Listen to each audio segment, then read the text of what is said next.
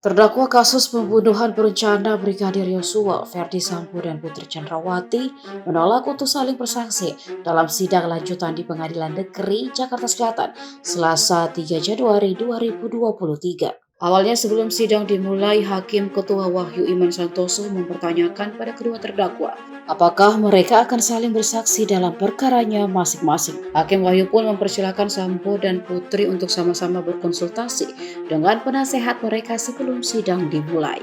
Setelah Sambo berunding sebentar dengan penasehat hukumnya, keduanya memutuskan menolak untuk saling menjadi saksi. Menurut Hakim, di dalam KUHP memang diatur hak bagi terdakwa untuk mengundurkan diri sebagai saksi. Namun Majelis Hakim menilai perlu mempertanyakan sikap terdakwa di persidangan. Pasalnya Sambo dan Putri saling bersaksi dalam berkas perkara dugaan kasus pembunuhan Brigadir Yosua tersebut.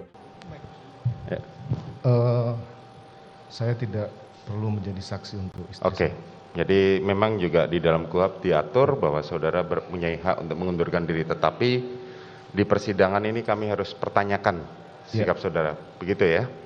Demikian. Baik, ya. Silahkan pindah tempat duduknya di samping penasihat hukum saudara.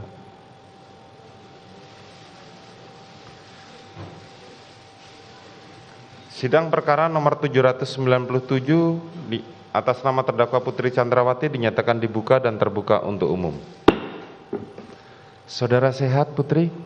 Nah, saudara terdakwa, saudara dalam hal ini menjadi saksi dalam perkara suami saudara. Apakah saudara mau tetap memberikan keterangan atau mengundurkan diri? Silakan berkonsultasi pada penasihat hukum saudara.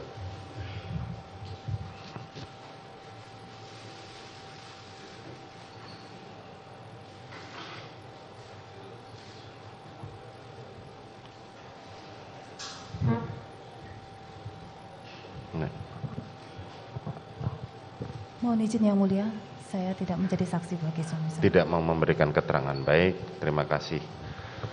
Saudara jaksa penuntut umum dan penasihat hukum, jadi ini karena ada di dalam berkas, mereka berdua saling menjadi saksi ya. Jadi sikap dari para terdakwa sudah jelas ya di persidangan ini.